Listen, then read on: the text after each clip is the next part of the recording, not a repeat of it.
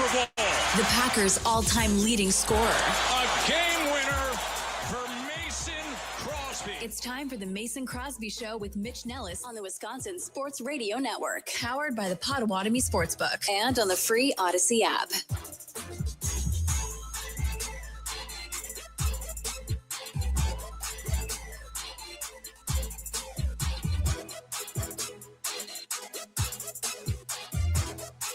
What's up? Welcome to the Mason Crosby Show. Mitch Thunder Nellis working on his headphones. Tommy Wirtz here in the house. But we're here for you, and it's high noon, and I just got out of a car like literally 30 minutes ago. Wow. Really?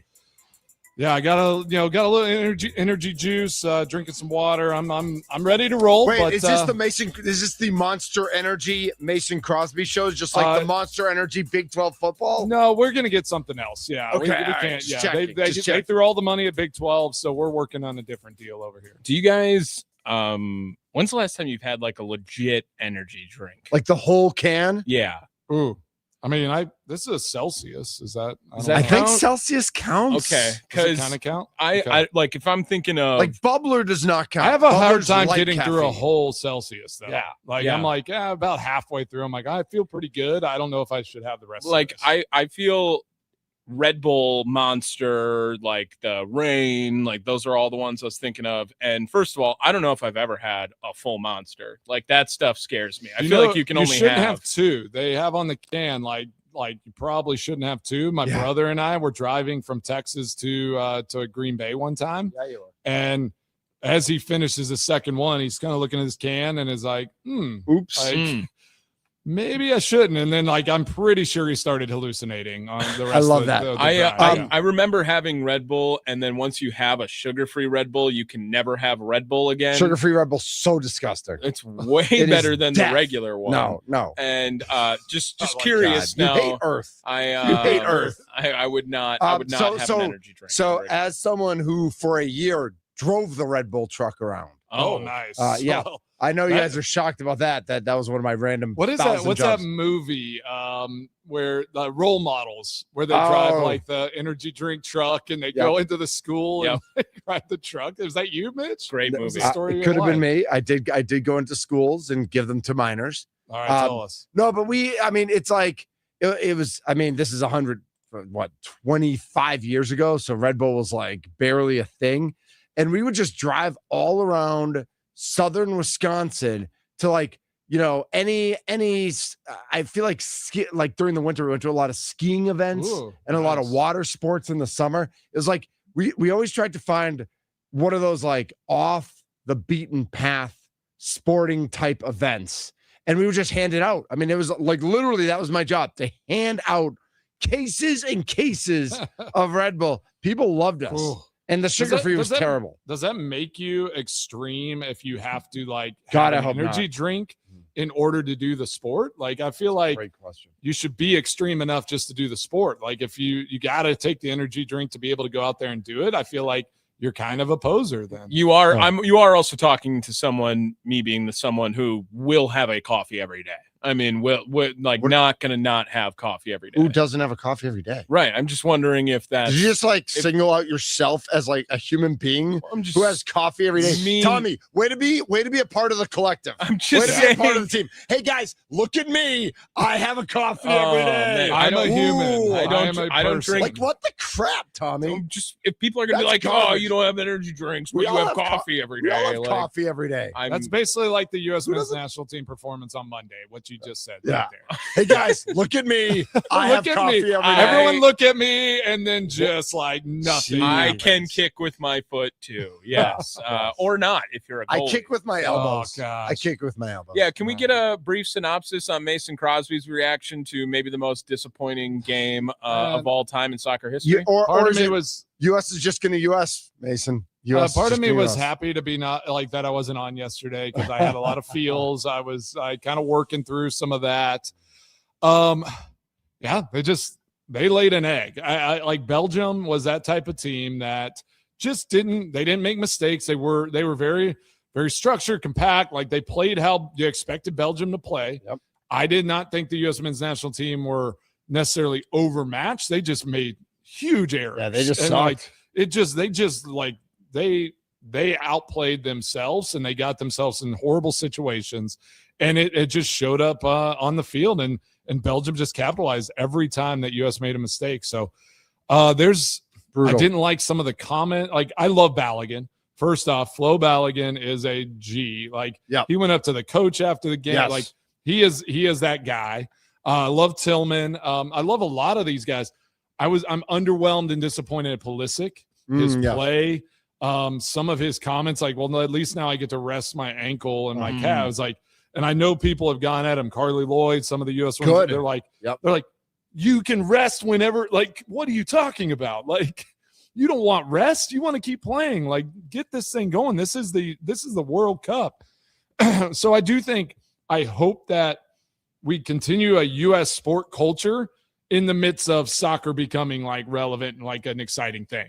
Like, we can't go full blown like, oh, we're just out there, competing or doing like, don't take on this like mindset of European culture or like the laissez-faire. Like soccer culture in the rest of the world is do or die. Like, a lot of them don't have anything else. Like, it is either you make it or you don't, and then you're going to go work a job that you probably hate. So just enjoy the moments, chase after it, but don't lose sight that, like, if we want Americans to to get diehard about this sport, we have to make it an American type sport as far as soccer goes. So I will then ask a follow-up to that.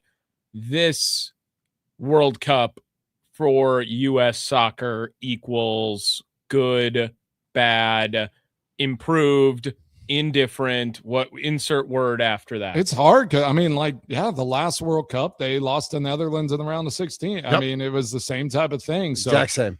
I think the energy for like the U.S. in the World Cup was improved. I think this whole experience was awesome. People have issues. Alexi Lawless is kind of like a hot button type of personality, but the way he views like how soccer is and what it should be and all of that is kind of what I'm talking about. Like, don't try to be like Europe. Don't try to be like the rest of the world with soccer. Like, let's take it. Let's make it what it needs to be for us to get on board and be supportive and like chase after this, because Thierry Henry talked about it. He's like, U.S. is a sleeping giant. If we decided to be great at soccer, we could be we would be a formidable team every time the World Cup came. We're never based on the I don't want to say the capitalism, but based on how America works. Exactly. That's never going to happen. The sleeping giant will never be awoken. The fact that Nolan I'm paying $5,000 just in team fees, and that's not including all the other stuff. Just for him to play soccer. Right. And every other country does that too, right? That's how it works around the world. No. Yeah. Right. But here's the thing, though. And you just said soccer will never succeed in America.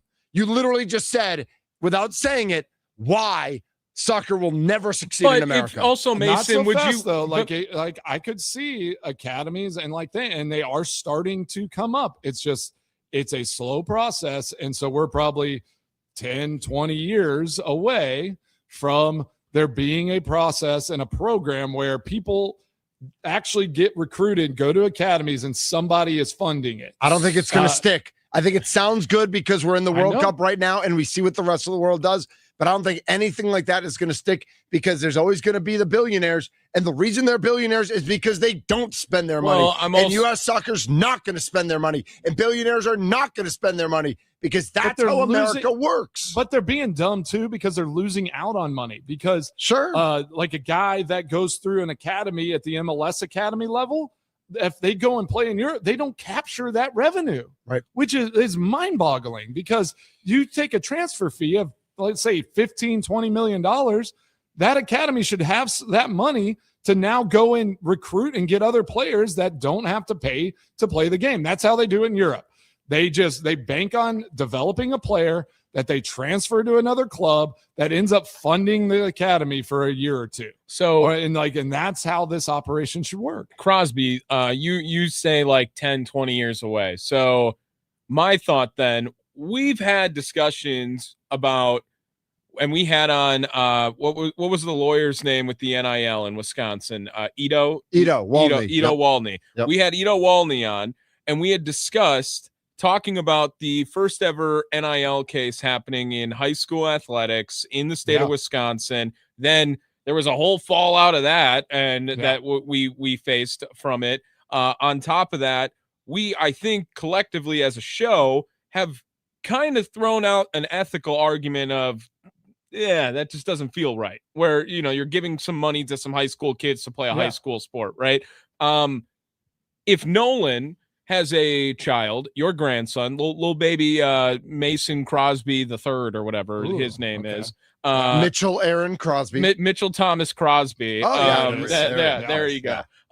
When he's growing up, imagine, he's 7 years old and some academy comes up to him and is like, we would like to claim him and just make sure that he's really good at soccer for the Americas coming up in the next 20 years in the World Cup.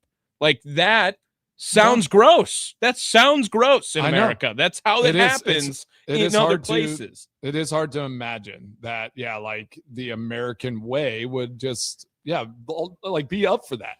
Like I know Antonio Griezmann, he was a French player, went Atletico Madrid, and I mean they took him 3 hours away and just like they came to his house, saw it, and they're just like, yes, please take him, because if he stays here, he's gonna work in the in a factory, or he's not gonna have a life. Right. So like that is like the difference in what a lot of these situations are versus what like American mindset.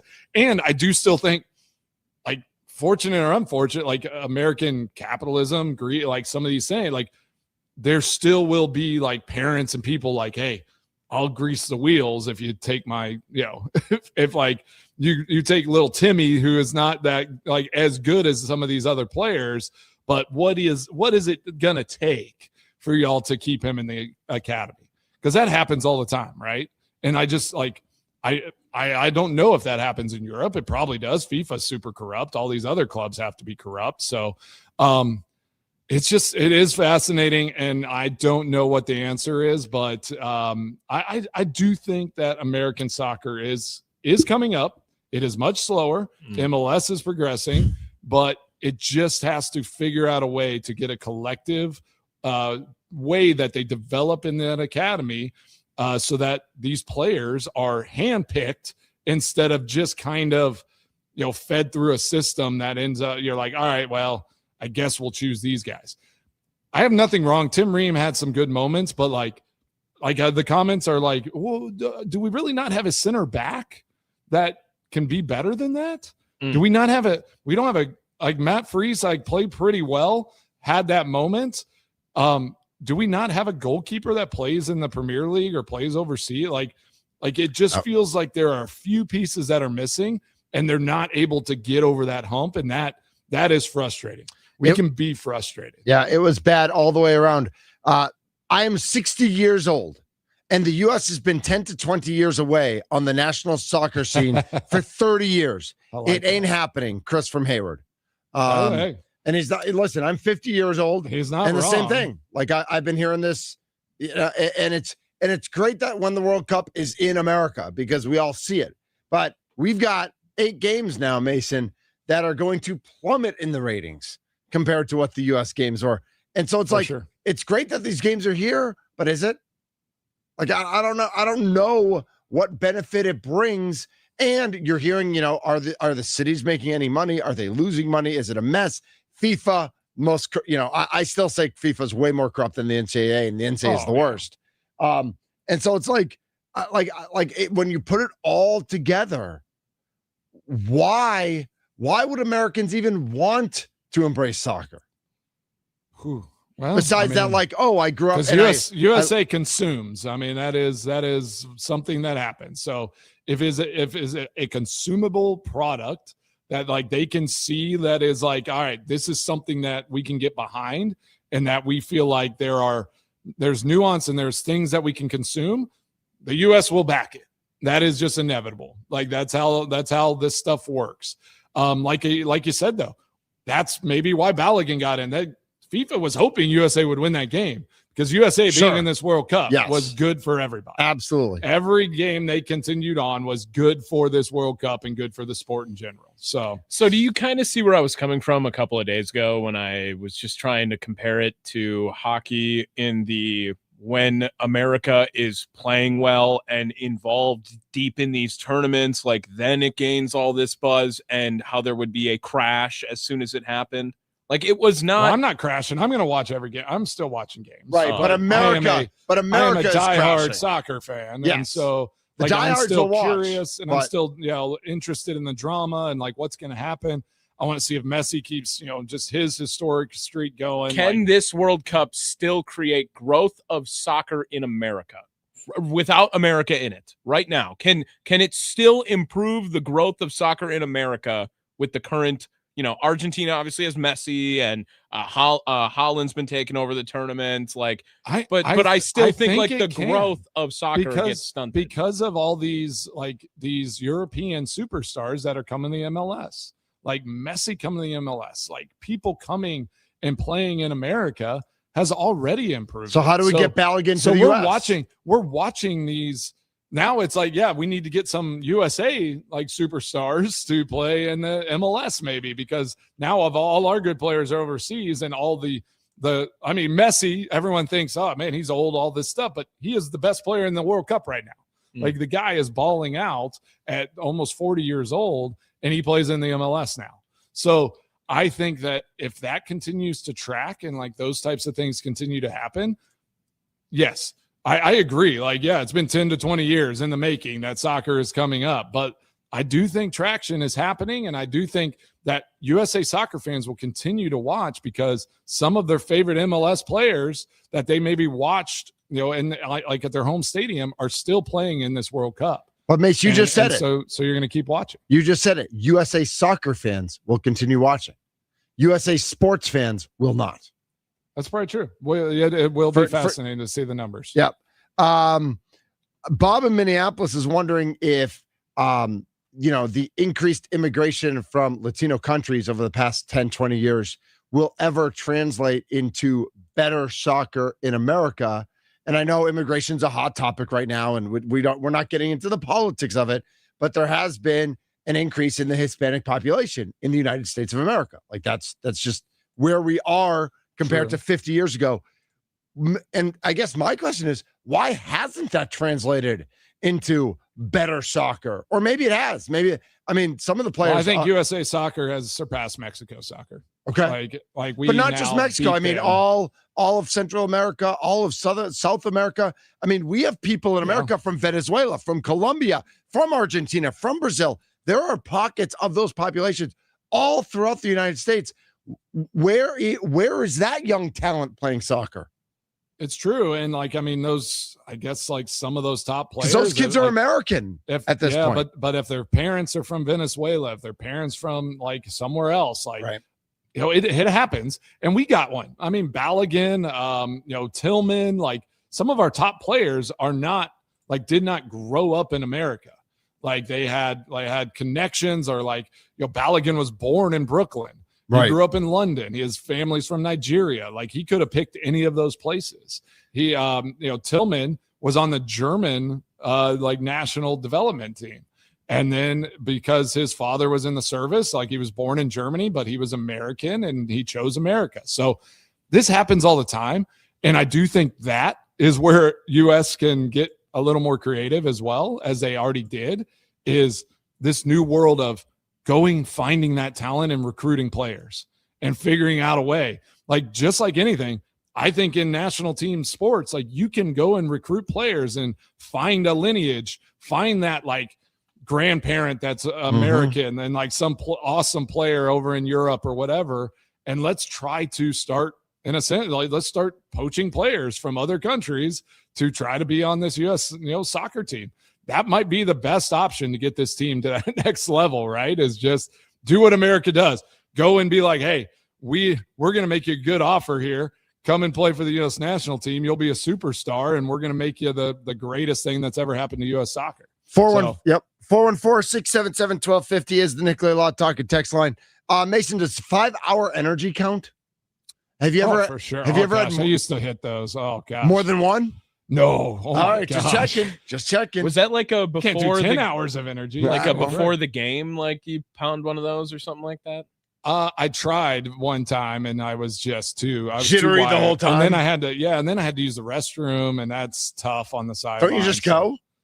I do. Like I go in the tent. No, I mean you just go in your I don't uniform. just go. No, I don't sweat enough to. I Oh. didn't sweat enough. You know, That's I fair. only played 3 hours in 16 years. Yeah, I mean, I didn't that's sweat true. enough. That's a good point. Yeah, I Dayquil. That was one that I know people used to pound Oof. before games. Dayquil. Man, that's purple drink is what man, Johnny Jolly used to do. the most cut-a-hay thing I've Well, seen yeah, on seriously, here. y'all Yeah. are just taking shots of Dayquil. Benadryl.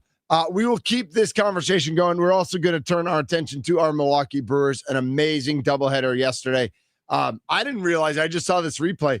Did Jackson Churro actually bat lefty? He did. All right, Yeah. we got to get into situations and our Milwaukee Brewers. With all due respect to the Dodgers, no respect. The Brewers are the best team in Major League Baseball. We're coming. This is the Mason Crosby Show.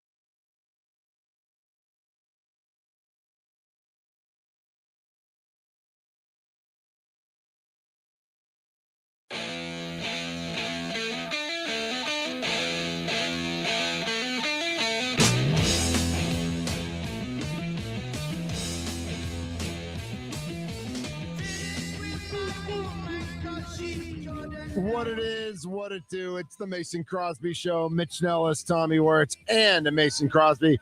Mace, how's the drive? I don't know. They're getting a little tougher as they get a little bit older. You know? It's For like, you or for the kids?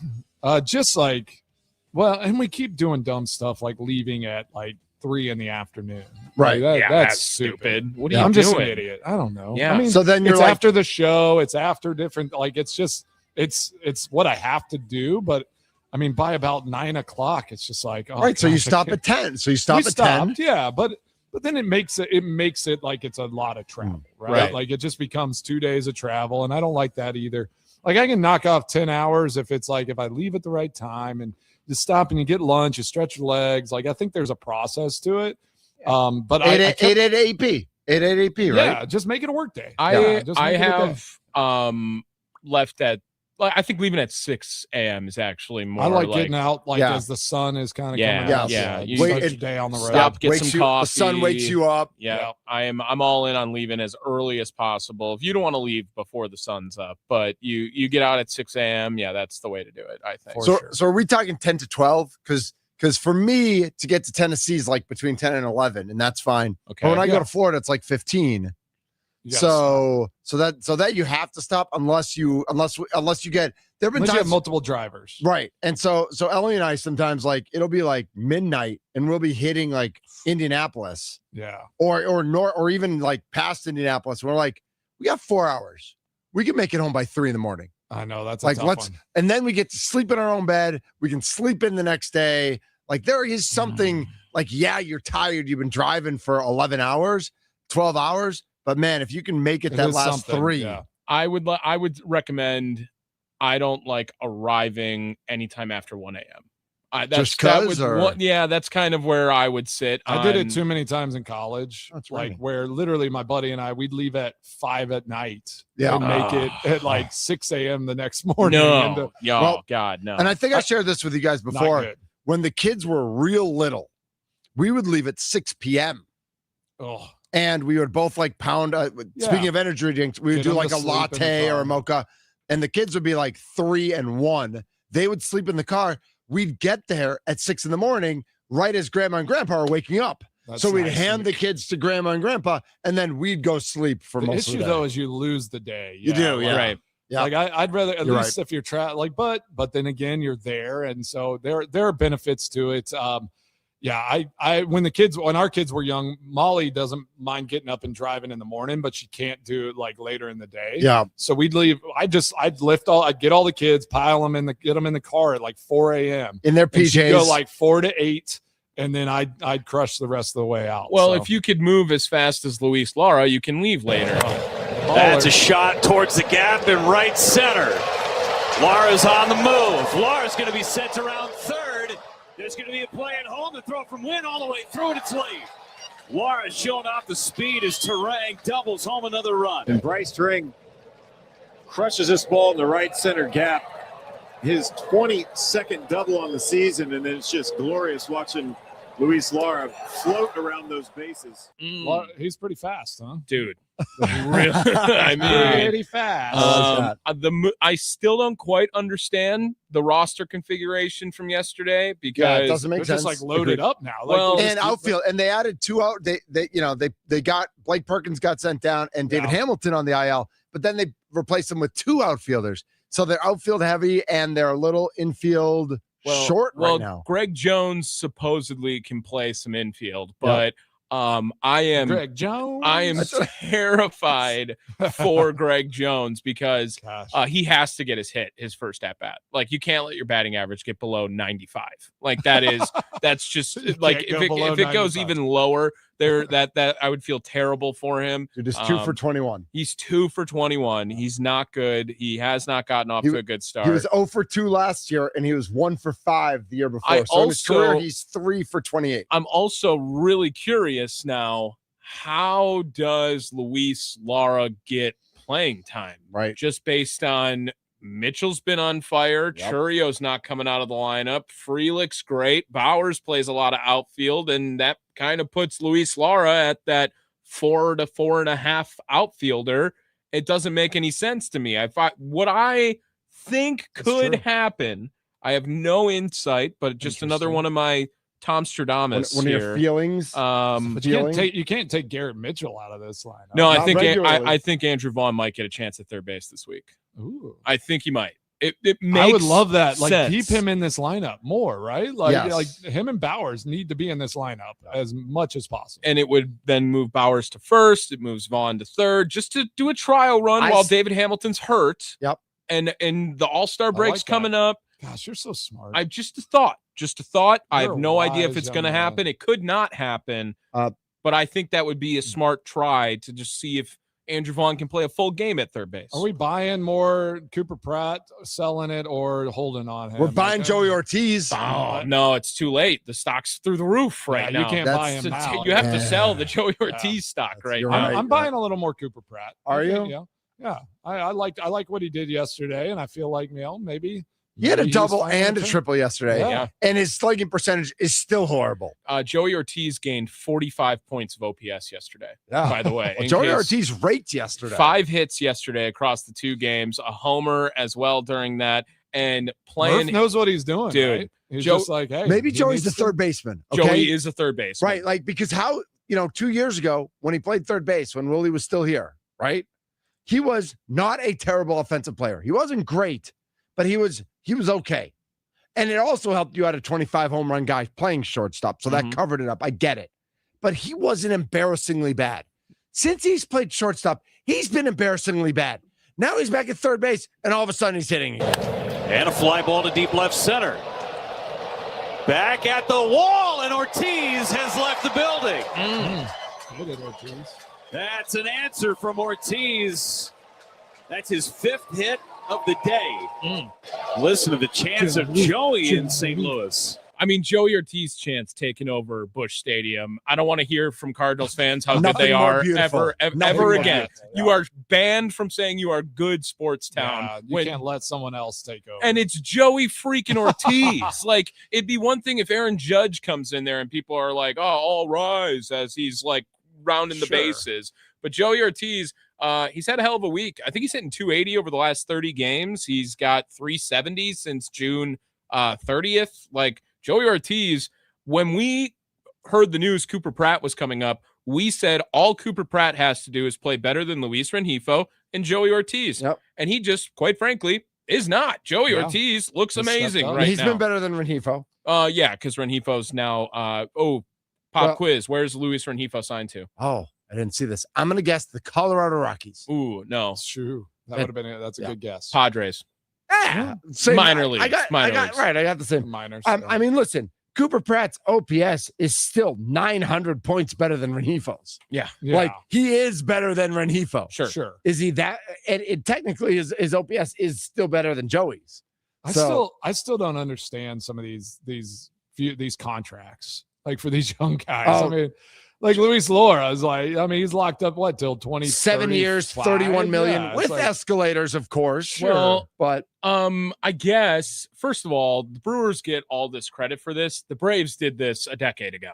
Like, the Braves signed Acuna to a really ridiculously cheap deal. They signed Ozzie Albies to a really ridiculously cheap deal. I think they did the same thing with Michael Harris. So it's just like starting to it's pays off late down the line. it definitely pays off. If you're telling a kid like Luis Lara, who the Brewers have had in the organization since he was 17 years old, who we also know grew up literally like stickball, right? Dirt, I mean, dirt roads, no shoes.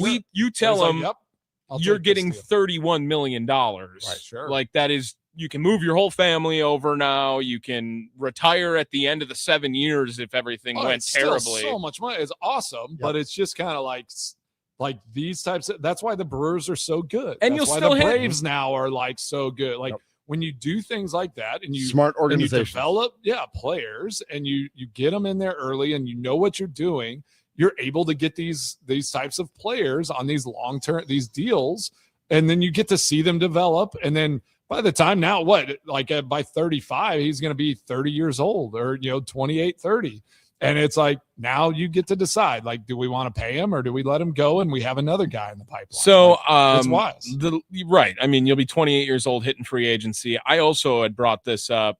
The Brewers, smart enough to do it this year, also with how next year is in the balance In of flux. what's going to happen. Do we think a deal's getting done? No. Oh, no shot. No. There's first of all, first guarantee there's no spring next year. Spring training will be canceled. Next year will be an 81 game season. It'll be a half a season.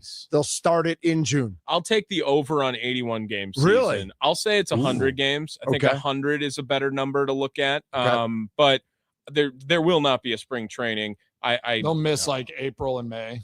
Yeah, something like my that. buddies and I, the trip I go on every year, 2 years ago, I went to Red Sox. This year, I went to Brewers spring training. We're already looking at like Nashville or like just somewhere in Florida on the ocean, but not a spring training trip because we assume there's not going to be spring training. The Brewers are 25 games above 500. It's insane. It looks ridiculous when you see they are 58-33 right now. And a lot of people, when I'm working with Tim Allen on the Potawatomi Sportsbook post-game show, we get a lot of people that call in saying that, hey, like, this is the year. Go make that move. Go get that guy. Go get a bat. Go get an arm. And yesterday, I may have said that if nothing does happen, which something will happen, they'll at least minimum go get a reliever or something along those lines, maybe a back-end starter. I also think that there is an argument, and I might not be upset if they do nothing. Just because they're that good. They keep winning. They keep winning. I think yesterday is a prime indicator when you play a doubleheader and it's tight in that first one. Like both teams are kind of playing their normal lineups. And then that second game, you go and throw 10 runs on a team, just shows like the depth and the type of team this is, that they can go out there in that second game of the doubleheader and just get after the Cardinals. Like, the Cardinals clearly don't have the depth of this Brewers team. So I can see that, but and I know people are like, you're not going to beat the Dodgers, but I do feel like you got to try, right? I think that's like now not playing in the NFL, not being in Green Bay. I'm like, from my fan perspective, I just want to see trying, from these organizations. Tommy, I might be here for school. You have to try. I might. And I've been anti-Scooble. Am I saying it right finally? Scooble. Not Scooball. Scooble. Either way. Right? Well, the Scooball is wrong. That's what I've been told. It's Scooble. Yeah. It's Scooble, yeah. Okay. I think I'm finally in on because so you don't think this we team need a shortstop because this team like is so good. And no, because I think in the playoffs you need that 7-inning 3-hit 1-run guy. Yeah, so you go and you just try to get Scooble and get a guy that can you're just playing for you're planning for the playoffs now because this team will do what they need to for the regular season. But to be fair, I mean they do have that guy in Jacob Mizorowski. Like they would have a second guy who could be that guy. I don't know. The Dodgers had 4 of them last year. I'd like 2. 7. I mean, he's 7 and 2/3. That was unreal. That was a great outing. Yesterday, that was unreal from the starting pitching. I think Gasser's going to be. He's not going to be Miz or but he's going to be right there with Kyle Harrison. I feel like by next year, where he's going to be kind of that up and coming guy that just is going to be a stalwart in this rotation. I also like dark horse that I'm wondering what you think about this. I know it's been 3 appearances since Yoho came back. He's been throwing strikes. Ooh, you're getting into the Craig Yoho buzz. Hey? So Craig Yoho has been the best pitcher at AAA, the best reliever of all time. Yeah. And when he comes to Major League Baseball, he cannot throw strikes. He walks everybody. He's been terrible. He's only been up for 4 innings. Okay, 4A guy. No walks in 4 innings. Okay, 2 strikeouts, no hits. His ERA has gone from 6 to 3.6, which I know he hasn't pitched a ton, but looking at what he did before that, I mean, he could not pitch because he could not throw strikes. If he's throwing strikes, this changes that bullpen. I believe that.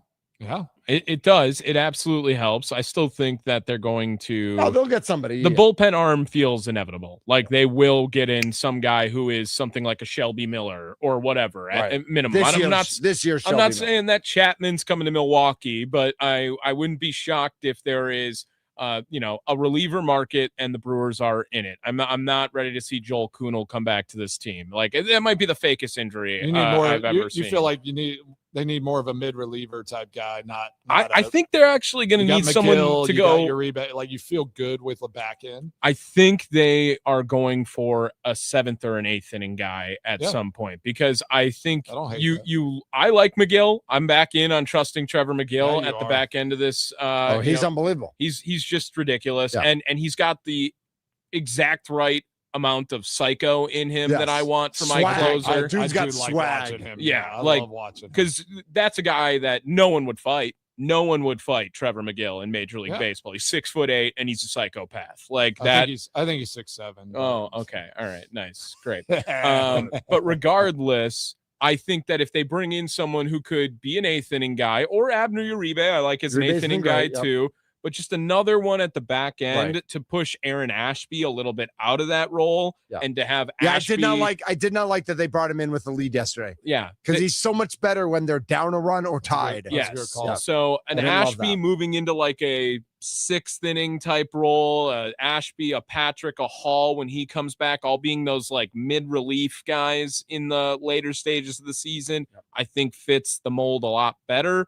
That being said, I would not be upset if they by any means go out and get a move for Skubal. I just think it's a very easy argument for the Brewers to come out and say they are 25 games above 500. They just made the NLCS last year, and they have the number 1 farm in baseball. They're trying to sustain success a little bit here too. Like if they get a salary cap in baseball, the Brewers might win 10 World Series in a row. I mean, they're going to be set up really nice. As Brewers fans, like we want that. We want that cap. Like you want all those things to happen because it is just going to help this organization like crazy. Like they will just dominate. Also, this comment here from Jeff, where it's like they don't need another guy to get them to 100 wins. They need a guy to get them past the Dodgers. That's what I said. I'm getting a little sick of like only comparing the Brewers to the Dodgers. Why? I know. Nobody else matters. Nobody else matters. Nobody else is relevant. It's the Brewers and the Dodgers, and that's it. I know. It's like the Braves aren't even in the conversation anymore because their pitching has decided to suck. I want to be able to enjoy Brewers baseball. So enjoy it. Without having to think, go enjoy it. The Dodgers are going to win no matter what. It's amazing that you can enjoy it and say, like, we're going to get 100 wins. Like you can enjoy it, but then you have to beat the Dodgers. Like that's inevitable. They also have the best starter ERA in baseball, so that's another comment that just comes in. We need power. I'm going to rip my hair out, people. What kind of take is that? Because as we saw in the playoffs, you can't. I mean, yes, you're right. You can't win if you score 1 run in a game, but if you only give up 1 run in a game, you're a lot more likely to win those games than to lose those games. We got plenty more to get to. Paul Wagner's coming on at 1:00. The Monster Energy Big 12 Conference. I know Mason's so excited to wear all that Colorado gear. This is the Mason Crosby Show. Yeah.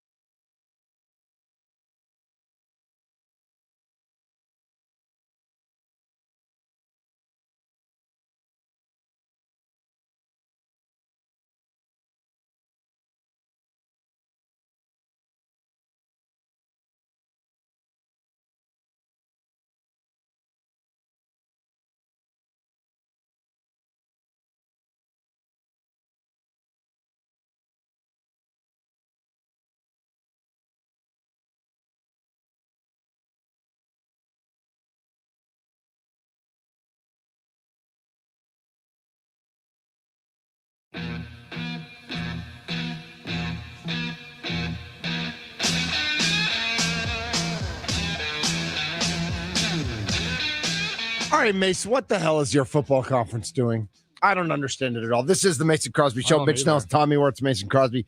Just football and men's and women's basketball. Is that right? But it's going to affect. All it was? That's all it was. But it's going to affect everybody because those are the only sports that matter in terms of revenue-producing sports in college.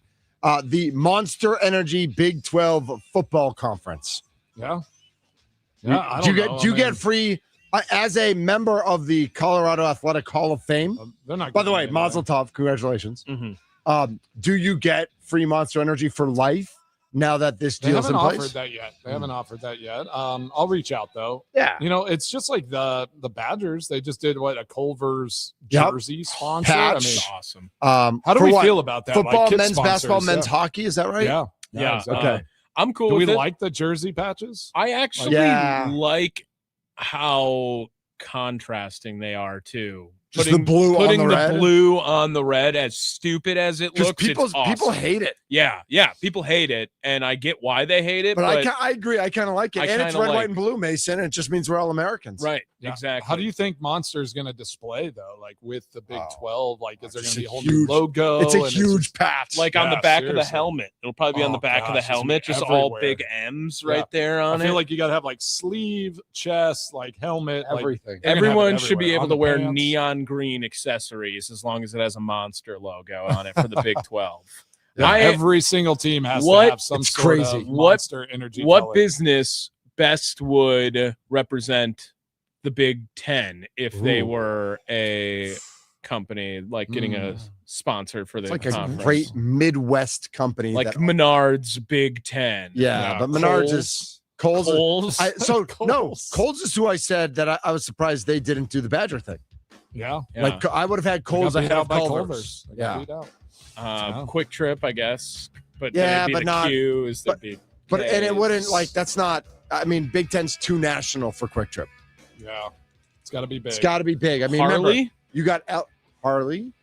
Yeah, But remember, you got L.A., you got New York, you got D.C. yeah, it's all over. It's too The spread now. Apple TV Plus Big 10. Yeah. Amazon Prime Big Ten football It would be conference. something like that. And it yeah, would be, and exactly. you have the arrow that would go from LA Oh. to Rutgers all the way over there. Yeah. You're so smart, Tommy. Yeah. Hire Let's get me. a cut of this. Paul Wagner, the pitching guru, is next on the Mason Crosby Show.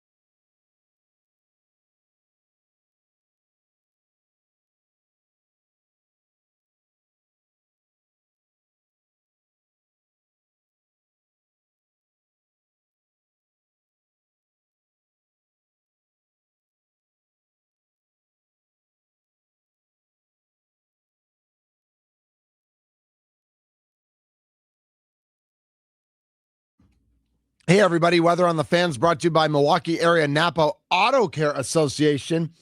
We had a little drizzle. It's now a little overcast, but high 80s throughout today. Yeah, but it's nice out. Let's get outside, everybody.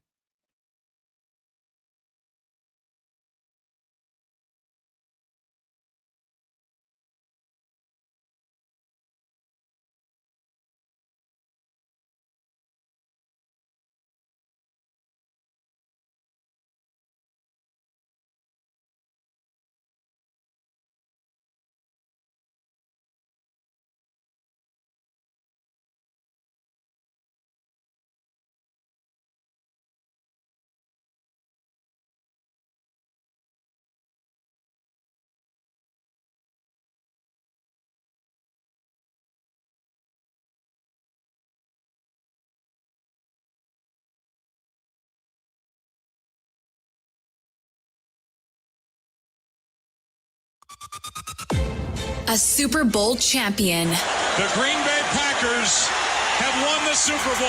The Packers' all-time leading scorer. A game winner for Mason Crosby. It's time for the Mason Crosby Show with Mitch Nellis on the Wisconsin Sports Radio Network, powered by the Potawatomi Sportsbook and on the free Odyssey app.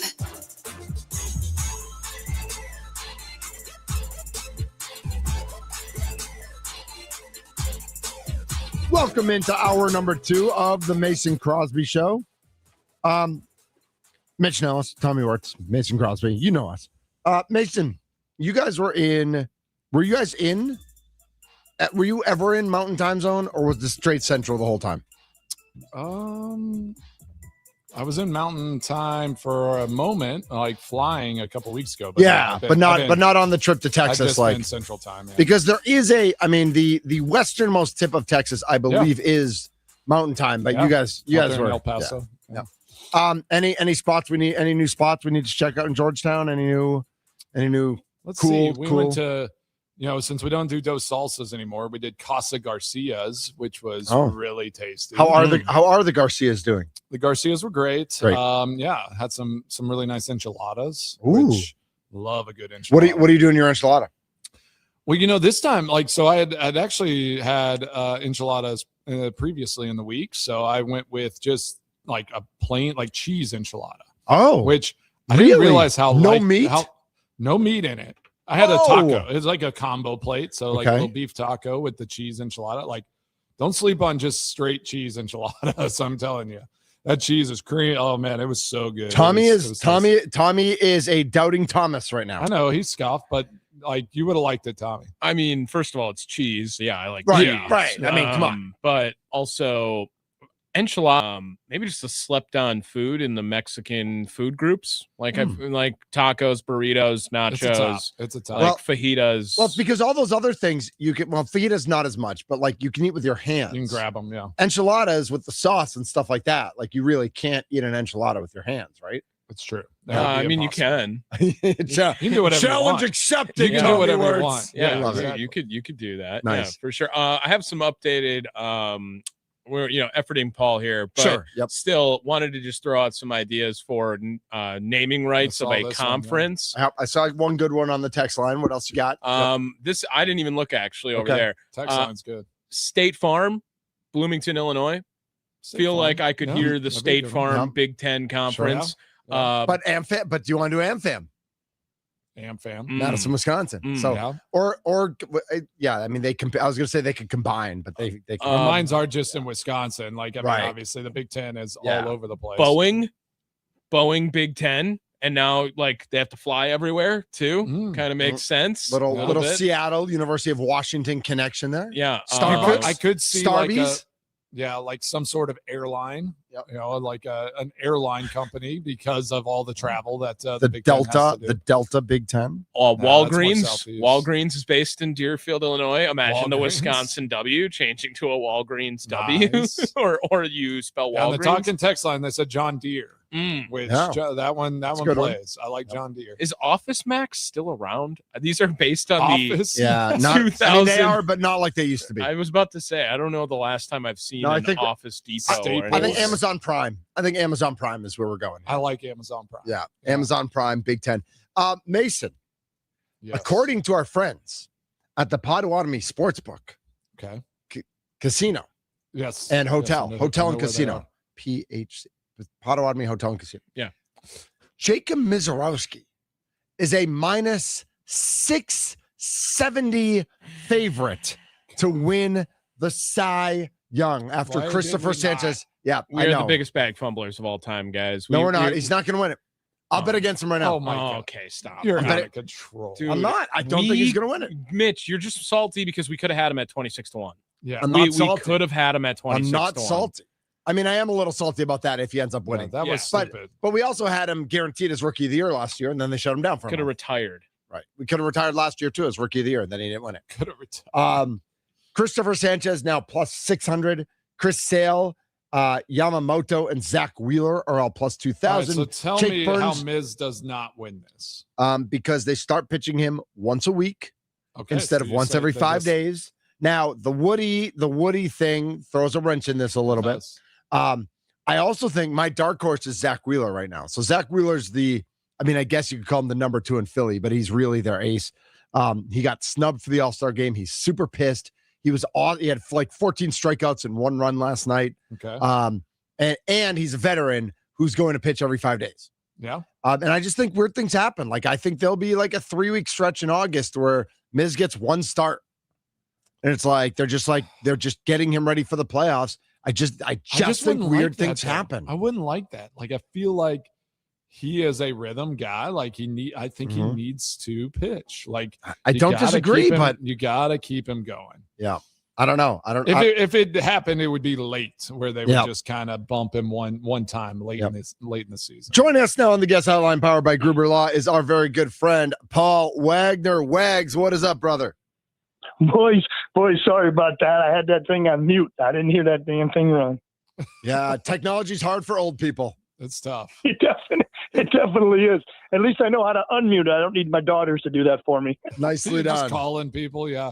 Somebody help me. I don't know what's going on. Yeah, why isn't my phone ringing? I'm going to turn it off and turn it back on. Seriously. So Paul, what's going on? What give us the update. Yeah. No, I guess I was just watching. So down at Miller Park yesterday, we were doing some things with some charity events, and we did a Northwestern Mutual thing. So we were down there, and they had the first game. They had Mizorowski's first game on the big screen down there while a couple guys were rehabbing in the outfield. And again, I know we talked about this from the very, very start. Is this an anomaly? Is he the unicorn? Is this a one of one? It is absolutely incredible how talented this kid is, or how strong and talented his arm is. And when he learns even more, when he learns how to pitch, what to do, different things, how to take care of himself, all the things that are all balled up into a professional athlete, we're going to see something special for a long time, as long as this kid stays healthy. Yeah. I mean, he already even said, he's like, I think 108 is possible. Like that's kind of like where science has said. So do you think he reaches back and gets 108 here in the next year or two? You know what? I don't want it to snap. So let's just stay at like 105. Let's just stay at 105 and continue to dominate. Yeah. Well, whenever you can throw like 104 and your 103 and your 100th pitch, I feel pretty confident that this guy's just going to keep stretching the boundaries of whatever our minds can even imagine. But on that note, on the pitching side, we were talking earlier, like, do you think this team needs to add a pitcher? Do you think they need to get a mid reliever, a late reliever, somebody just for this bullpen, especially with the Woodruff stuff and just some of the things that are happening? Do you think they need to add a pitcher here before the trade deadline? Yes. Yeah. I don't know deep what you want to give up. I don't know how you see the Milwaukee Brewer team in the future. I don't know what they have planned, but you definitely need some power arms. The way this team goes, Uribe, obviously McGill in your back end, and Ashby, I mean, that's great. I just think if you could add another power arm or two. This is before the Woodruff setback. Now, I apologize. I didn't hear anything. I don't know if they have an update. I don't know where he's at. So I didn't hear anything yet, any news on him. But if that's a situation where it's shelved for a while again, nothing to bank on, I would like to go after a starter as well, because I think the arms are what are going to take this team and win it for us this year. I mean, so does that mean Scooble's on the table? I mean, is that somebody that you think this Brewers team would even kick the tires on? I think they should. I mean, again, it's not me. I want it today. I don't care about tomorrow. I don't care about yesterday. I want to win today. I would do it. I don't know what the asking price is. Obviously, the Detroit Tigers know that it is a rental. We know he's going into free agency.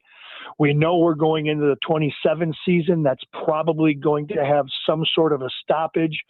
There's going to be some sort of activity going on with, management and players and stuff like that. So 27's up in the air. I think the Brewers do it. I think you do something. You take something and you have so much depth in the minor leagues. You have so much at the big league level. You have enough to give some pieces. Do you pull Made off the table and say absolutely not? Yes, I agree. I mean, you take him and maybe you take a Pena, or you take two guys out of the system and you say, hey, you know what? We got a bunch of top hundreds. We're going to take the top number one player definitely off the board for a rental. Sure. But use other pieces. The Fisher kid who's knocking the hell out of the ball in Biloxi. Maybe he moves. Do you want Vaughn? Do they want big league talent? Do they want minor league talent? Detroit has done a full 180 from last year. They're no good. They're bottomly no good. So they have to rebuild. Do they want big league talent, or do they want minor league talent? Minor league talent and prospects are always that. They're prospects. You never, ever know what somebody turns into at the big league level. I still go back to the CC Sabathia trade when Matt Laporta was in the deal. And I think it was Melvin. I remember somebody Cleveland wanted Laporta so bad. And so we're like, bad. That's our number one prospect. We can't give him up. He was the man. He was the man, Paul. Yes. And it is what it is. Is Made special? Absolutely. Does he deserve more than Connor Griffin money, which he wants and his representation wants? Yes. I agree with all of those things. So take him off the table, but we've got pieces to get a Scooble. Paul, I would appreciate it if you wouldn't trade away my favorite prospect in the Brewers organization on our show. Thank you, with Andrew Fisher. But I wanted to actually continue on with some pitching conversation, but talk about it from William Contreras' standpoint. We've talked about this Brewers starting pitching, the best ERA in baseball right now, and every single press conference, whether he plays or not, Pat Murphy says, credit to William, it feels like. And I'm just wondering on how much better is William Contreras behind the plate than every other catcher in Major League Baseball in your mind? Because not only can he do it at the plate, but he always gets the credit with what the pitching staff does. Can you see it as like a former pitcher, how important he is to this Brewers pitching staff success? The biggest thing that you always worry about with a pitching staff, and I'm not saying anything negative about anybody else, but when your pitching staff and when your pitchers, whether they're young, whether they're new, whether they're coming into the organization or out of the organization, when they trust a catcher 100%, it is the most important thing. I remember when we had Jason Kendall, and Jason Kendall had a thing where this is when catcher's ERA was first coming about.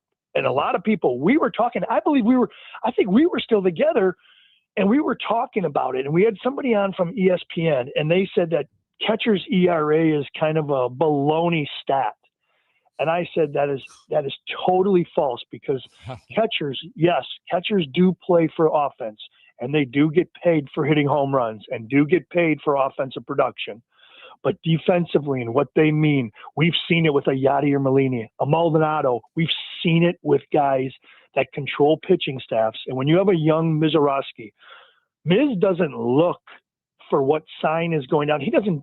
I'm assuming he doesn't game plan as much as Contreras does. So it's so nice when a young pitcher or even a veteran can rely and just support that catcher when he knows that he puts down a 1, He puts down a 3, a 2. He wants a split. Whatever he wants, he's going to stop it, and that's what he's going to do, and it's easy to pitch that way. Yeah, it's just confidence for these young guys. They can just go out there and pitch. They don't have to do all that dirty work, and you let your catcher go and get it done.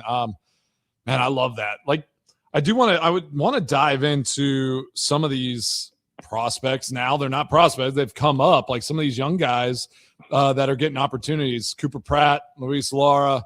Like, what are your feelings? Cooper Pratt experiment now is a few weeks in, a month in, and Luis Lara getting his first shot at it yesterday. How are you feeling about these young guys? Those guys, I think, because I want Scooble. So I think it's great to showcase. I think it's great to show these teams, whatever our target is, to show that they can play at the big league level. I think you can see them maturing. You'll see them mature as they get more at bats, as you did in Cooper Pratt. I don't know if you're a big Cooper Pratt fan, but I'm a Made fan. I don't believe I'm a Pena fan. I don't believe, just in my opinion, that Cooper Pratt is a Milwaukee Brewer for the long haul. I would say we are exposing and we're giving experience to players so that other teams can look at them and see what they do and what they do at this level. Bryce Terang is a question mark. I'm assuming that they went to him and tried to extend him. I don't know if it's in the works. He denied it. They haven't done it. No information on that. But if he leaves, because he's a stud, then you can move your infield pieces around. But again, if anybody in this world thinks that Made is not the shortstop of the future, I think they need to be re-examined. And this is like Francisco Lindor, Wander Franco before his issues. This is can't miss. If there were 6 tools, he'd be a 6-tool player. Wow. That's a big endorsement. And yeah, all in. Yeah, for sure. So, I mean, I like that thought process and mindset. It's like, all right, you get these guys signed and you get them some exposure, and who knows, someone might come calling and say, hey, we want this guy. We need this, to fill this void.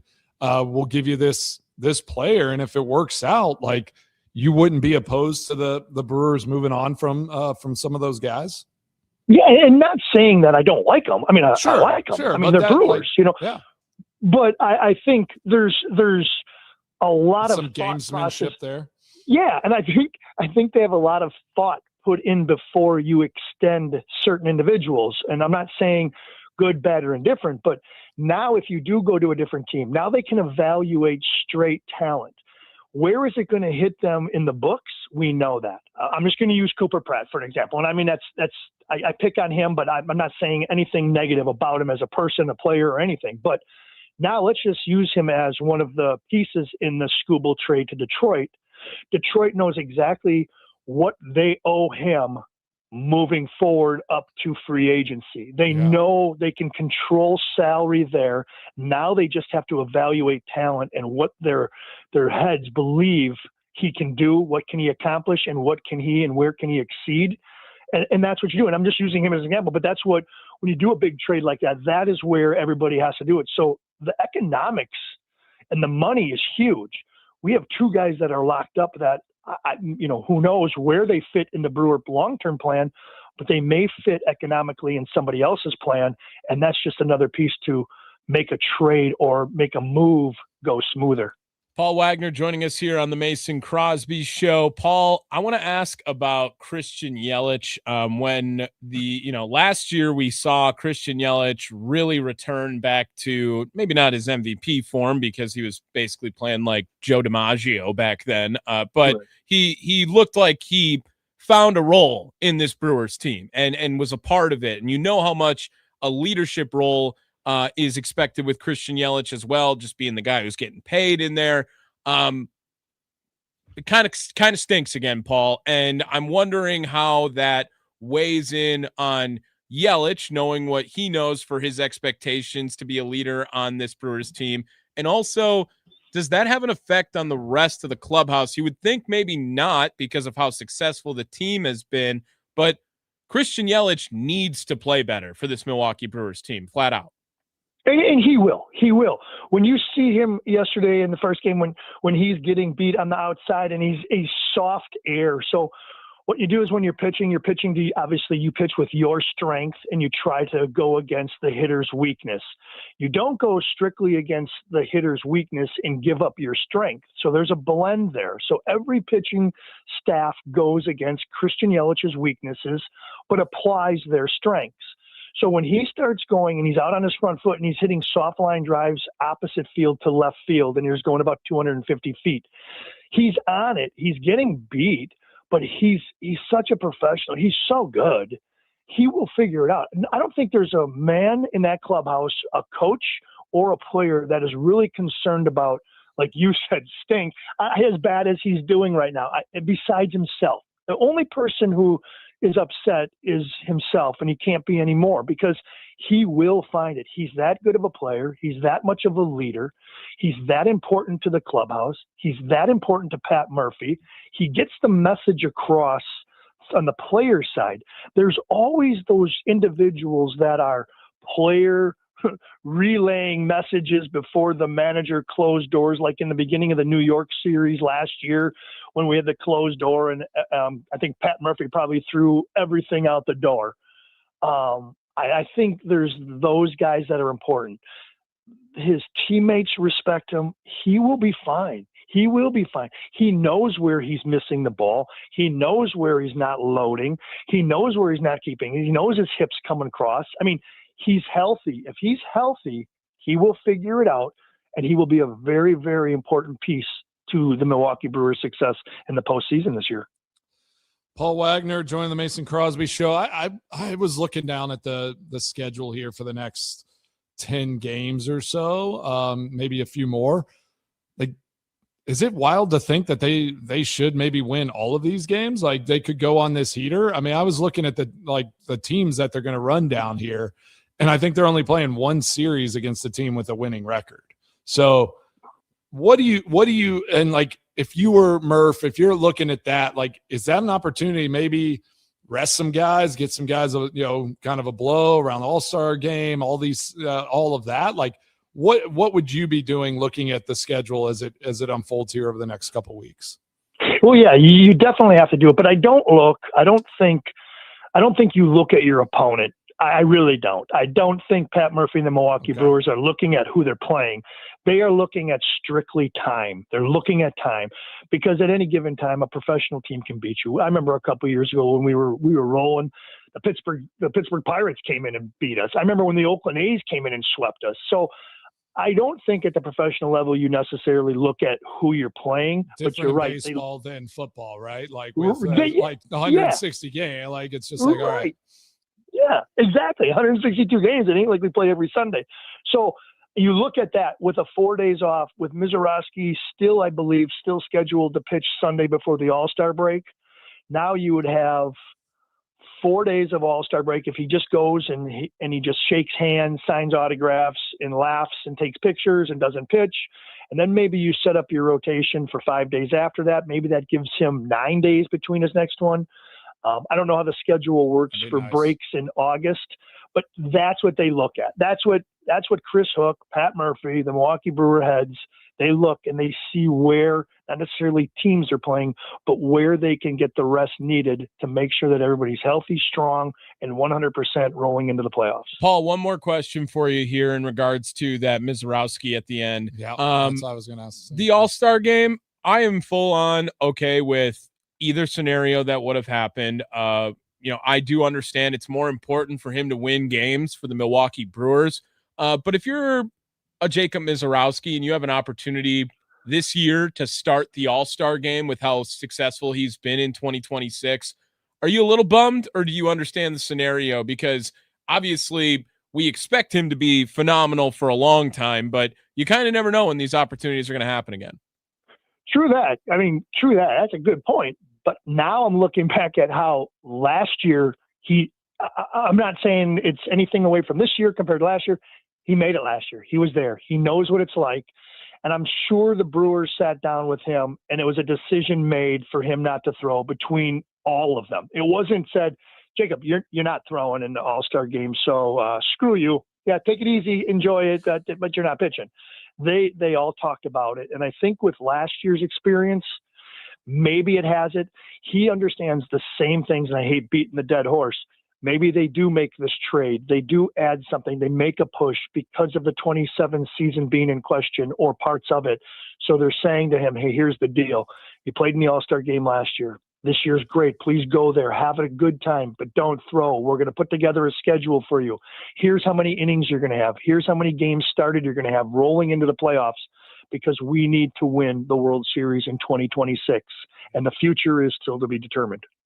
Love that. Yep. Yeah, I like that too. And we talked earlier, just the last thing on Mizorowski. I mean, if he gets those 9 games around the All-Star break and 9 days, and like he gets a little time as a pitcher yourself, like, did you want to keep at least some sort of rhythm? Like, I would hate to see them, bumping starts and doing things, and then he kind of loses that flow of the season, just playing for the playoffs. Or do you think that is something that they will probably do here towards the end of the season?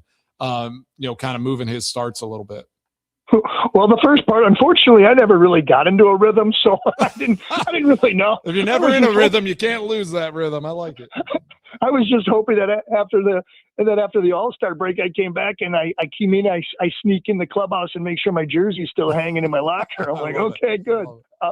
But I think they will work. It's not like he will shut down. I mean, he's not going to take a break. He may throw some lives. Like I said yesterday at Miller Park, there were some guys doing rehab in right field. They're running and throwing. He can do some lives. I'm not saying he goes anywhere else. He's going to throw his bullpens. Does he skip a start when there's a day? Maybe there's a rain day. Maybe he misses a start.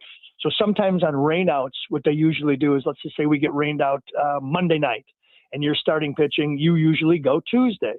They may find a situation come the rainy season where Mizorowski starts Monday, we get rained out, and let's just use Gasser because he went in the, we'll say Gasser goes Tuesday. We're just going to stay Gasser Tuesday and Mizorowski go back 5 days from there. So There's so many things that they do.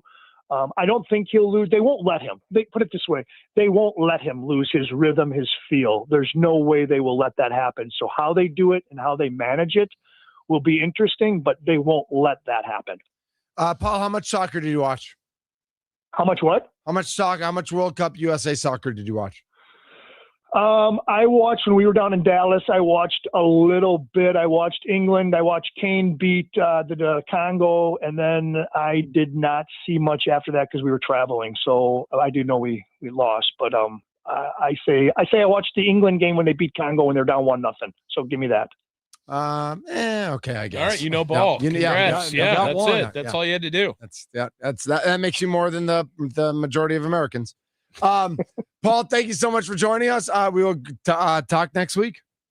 Awesome, boys. Hey, sorry about that again. Sorry for the delay. We'll get it No next worries. week. No worries. Paul Wagner joining us on the guest hotline powered by Gruber Law. One call. That's all. Can I ask you guys a question? With the video configuration, do you think that it should be in this order how we have it, where Mason's in the middle, Mitch is on the left, I'm on the right? It's the Growth Law video stream. Growth gets it. Just curious. I kind of feel like Mason should be all the way to the left. Like Mason should be here. Like we go in descending order of importance. Now it's weird. So now see me here does not work. I've just gotten so used. I don't know you. I think you had it right. I think Mason's in the middle. Right. I think it's like this. I like. Hold on. You need the center of attention. It's just a Mason sandwich. Look. Yeah. How's what that are we work? doing? Oh no, sorry. I was supposed to do this. Yeah. There you go. Ding ding ding ding. Okay. Ding, Yeah. Yeah. There we go. Nice. Yeah. Nice. Perfect. Plenty more to get to. What did I say we wanted to talk about in the next segment? It's on me. That one's on me. That one's on me. I'm lost. I'll now, take it. I'll take that one. Hold on. It's an there was no rundown today, What so are we it's just in my talking about? text messages. Basketball, the Bucks. Bucks roster. What will this let's look talk like? About this team. The big Chris Middleton trade involving the Bucks last night. Oh, I didn't see that. Yeah. What was it? This is the Mason Crosby Show. Okay, bring it.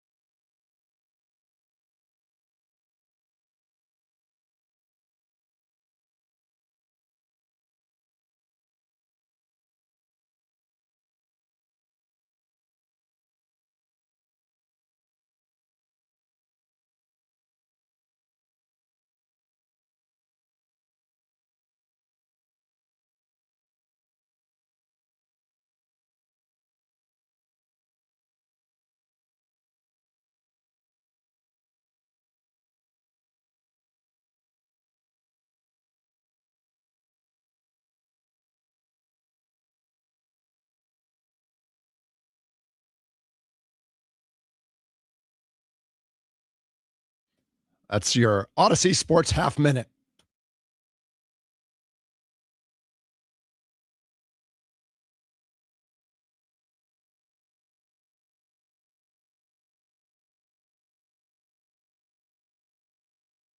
Uh-oh. Guess what day it is? Julie.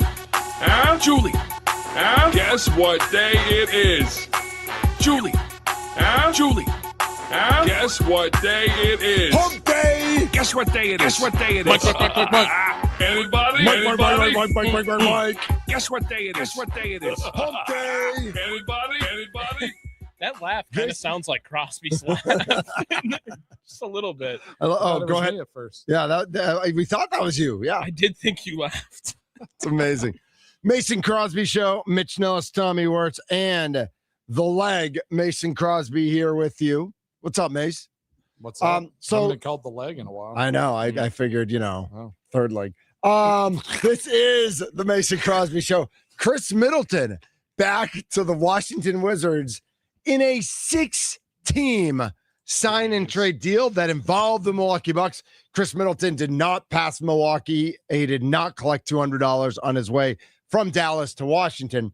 But if you weren't paying attention last night, the Bucks picked up Karis LeVert, who's been a pretty prolific scorer in his career from Detroit Yes. for Gary Trent Jr. and Taurean Prince. Thank you for your service. Yes. Taurean Prince did some nice things here. Gary Trent Jr. had a great playoff series until he fumbled the ball out of bounds. Yep. And both are good shooters. Karis LeVert, just a better scorer. And with the Bucks already over the number of roster spots, it makes sense to trade 2 for 1. Karis LeVert is a one-time 20-point-a-game scorer in this league. Okay. I do think if I put the over-under on Karis LeVert's highest point total in a game for the Milwaukee Bucks at 34.5 at some point this season, he will have a 35-point game. So he could if they use him that way. Like, you never know. He might not even be a buck. No, I mean, I'm Like, just that's saying. the thing. Like, he might get traded in a month. I'm not saying that he's going to be a 20-point per game guy even in Milwaukee, but Right. like, what's Kuzma's career high with the Bucks? He had like a 33, I 35 or bet? something like that, right? Something like that. That's what I think. LeVert is a better scorer than Kuzma for sure. For sure. Yeah. Yeah. So I think that at some point he'll catch a heater one day and he'll have a day like that. That's how I can see Karis LeVert. When do we get basketball? We don't have the team over-unders for wins yet, I don't believe. What if I put it at I see Heat, Timberwolves, Lakers, and Pacers. For some reason, that's what we have at Potawatomi. We have Giannis wagers specifically. We have Central Division wagers where the Pistons are minus 110, the Cavs are plus 150, Pacers plus 400. That's a sneaky good bet, by the way, with Halliburton coming back. Bulls plus 10,000, Bucks plus 25,000. Wow, they to think win they're going to be the Central. that bad, hey? I mean, If I would have put the Bucks over under win total at 32.5, Mitch. I'd sneaky take the over. That's what I mean. But I I'd think feel- they could be a 35-win team. Yeah, but they could be a 25-win team too. Oh, very easily. Totally. Yeah. Totally. It's just like the team could be not complete terribleness. No. I could see that. So- I'm not predicting playoffs, but if they were the 10 seed playing, would that surprise you next year? Who's going to be the No, best it player wouldn't on shock this me. team this year? Like, who's going to be Tyler the Hero. best player? He's going to play. Yeah, I He's guess going to be on Tyler, this. yeah. He's I going to be kind of forget. I'm like, oh yeah, wait. They traded- Like Tyler Hero is a former All-Star. I saw Giannis leave and I just forgot anyone else. Yeah, like which that. is fair. For a moment. I've been on vacation. I was like, oh yeah, Giannis is gone. This team doesn't even exist. The Summer League the moment. Vegas roster is out. It's most of the same guys who played in that mini 3-game one in Sacramento. Nate Ament now on it. Of course, Braden Burries, the number 10 pick, Ament the 13 pick. Yakachonis, so Casper from the Miami Heat, he's on it. Cam Jones from Marquette, who went to Indiana, who got released by the Pacers, not under great circumstances, but also said he would never go to Culver's ever again as a Marquette guy. Because Marquette, man, the little brother syndrome at Marquette is real. It is real. Yeah, and with the Badgers. Again, like there are plenty of people who are Marquette and Wisconsin fans. Mhm. Like I think there's enough of those. Like I mean, So I don't quite understand why Yeah. there's just so much beef with it, because in Milwaukee, there are plenty of people Is it who are just- like, it's just basketball beef. Thousands. It's just obviously It's basketball most, beef. yeah. It's really But is there basketball just beef. school beef? I mean, is there truly well, like here's the university thing. beef? A 'Cause it's lot like- of Marquette is just these Chicago transplants. Right. Like they're There you coming go. up Speak the and truth, Yep. yeah. like Yes. they're coming up. Wow. They're not getting into They're Northwestern, so right. they're going to Marquette, and then they're hating. And Marquette's a Wisconsin. great school. Great school. Like if you're getting into Marquette, you're probably getting into Wisconsin.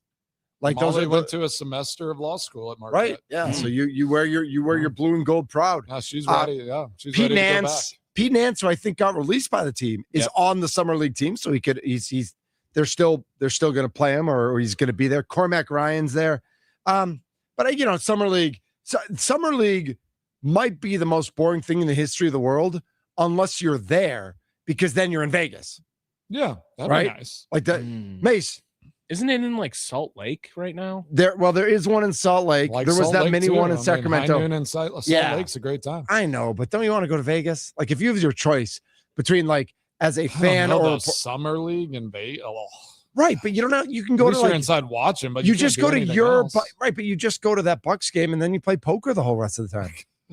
But I do love the take That's of true. the NBA Summer League being the worst preseason. That's Yeah. and that's It hard is. because the NFL preseason stinks too. Yeah. But oh man, the NBA Summer It is League obnoxiously terrible. just don't care at They all. just There's like make up teams. there's and like they're all- 4 games, and then if you win it, there's like 10 games, or whatever it goes to. At the number 1 pick will play 1 game, he'll drop 25 and then never play again. Like it's all mean, awful. I do have to say this though. I mean, the Bucks will still try to compete to win the NBA Cup this year, right? I mean, Ooh. they got a like- nice group, actually. It's not Yeah. too tough. Yeah, They I got a mean- good draw. and the name of the in the time of the World Cup and like international soccer going on right now. I mean, I think the Bucks are like perennial NBA Cup, Contenders. just contenders. Absolutely. They love the cup. Thunder stoppers. They are the Thunder Stoppers. The That's Thunder right. Stoppers, Nobody can exactly. stop Thunder. Come on. I know.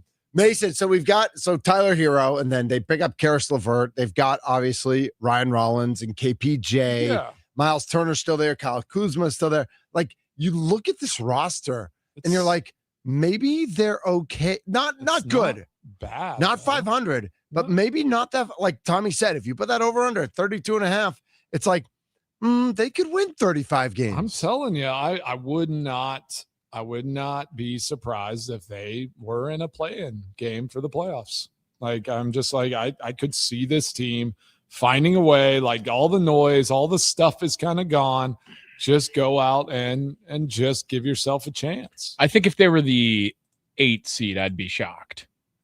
But I Yes. could see them being the But 10. the 10. The 10. Yeah, I could see yeah. them sneaking into that 10 spot. If they were in the top 8 in the East, that would be like, whoa, they way overachieved. But if Yeah. you told me they won 37 games and were the 10 seed in the play-in Sure. tournament, yeah, I think I could get I could get behind that take. I don't necessarily think it's going to happen, but Right. I wouldn't. Like I said, the But I odds of still, as a Bucks fan, as a bat, like watching this team and how this organization, like what they're, to trade away Giannis, all that, like I think honestly, in my mind, my expectation is that they go and they at least get that 10 spot. And it's like, if they don't do that, then I'm like what, like now it's like, you got to answer more questions. Like, what is your plan? Because I don't think Tyler Hero's your long-term plan. Is it? Like, I mean, you have to have pieces to get this thing going to a direction where you're going to have that next guy, like never going to be Giannis, but somebody else that is going to lead this team to be perennial contenders in the East, right? Like we have to see that unfold. Mitch, when the Milwaukee Bucks make merchandise that says hometown hero with 2 R's, Ooh. are you going to purchase a Yeah, shirt? yes. No, Yeah. but Purple. but I feel well if it's Good purple. All point. right, Mason. Good point. Mason. You know me too well. Yeah. All yeah. right. If I will admit that I was like super and kind of like Tommy, super anti Tyler Hero, like hated Tyler Hero because he committed to Wisconsin and then left. Not because he went somewhere else, but because he committed and then went somewhere else.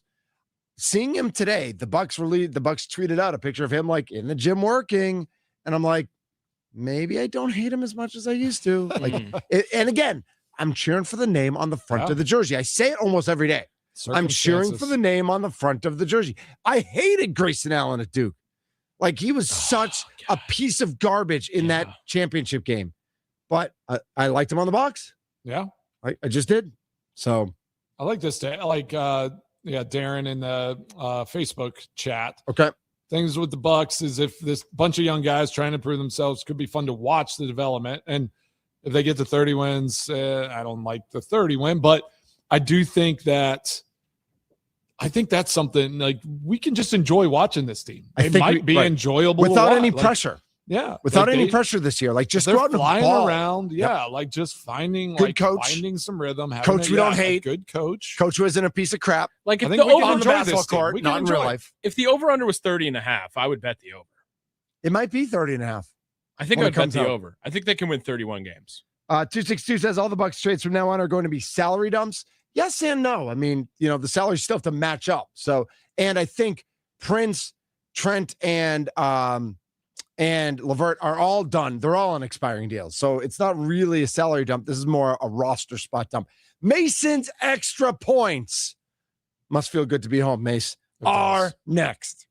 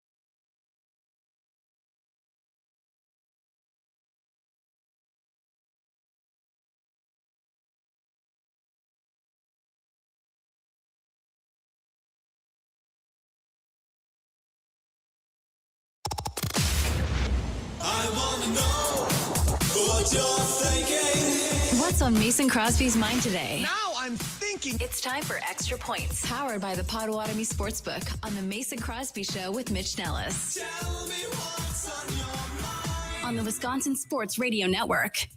Oh, man, it's good to be back home. Appreciate you guys holding it down. Yeah, I think it's about nap time. So, Tommy, I know you got to work the rest of the day, right? You're going to the Wisconsin Athletic Hall of Fame tonight? I am, yeah. Me and Mark Cass, we're going to have some specialty programming here. Tommy, 1 year ago today, we were hanging out with the Crosby. I don't know if it was today, but on the induction day. Babysitting Crosby kids. He was. He became a Crosby kid that day. I think he got Nolan a little tipsy as well. Dude, I remember just making poop jokes with Nolan, and he thought I was the coolest guy ever. Like, actually, 15-year-old boy humor is where I thrive. That's where you thrive. That's where me and Nolan became best friends that day. That's true. So enjoying a brown liquor with Big Jim, enjoying a bourbon. There was a lady who kept going back and forth to the bathroom, and I was like, dude, Nolan, you think she's think she's into you? Just poop jokes like the entire time. Like poop jokes. There. She kept going back and forth, and he couldn't keep it together. So Well, I'm glad the maturity is, it's stayed intact. Any message from Mark Murphy or Ryan Braun? What's that? Any message from Mark Murphy or Ryan Braun? Oh, who we'll see tonight. Yep. Enjoy the night. I'm sure they'll crush it. Mark will, he's always good in those moments. So congrats to them, and enjoy the night, enjoy the family, and just congrats to both of the inductees tonight. Nice. Yep. Should be a lot of fun. And besides that, Brewers are playing the Cardinals. Harrison's on the mound tonight. Logan Henderson gets the start tomorrow night. Getting the gang back together should be a blast, man. I think it's somehow baseball. Yeah, best team in baseball. Yeah. I don't even want to say what would happen if they win the next two, but St. Louis can go crying home and feel. Exactly. He's Mason Crosby. He's Tommy Wirtz. I'm Mitch Nellis, a.k.a. Thunder. Wisconsin Sports Daily with Steve Sparky Pfeiffer. Coming up next on the Wisconsin Sports Radio Network. I was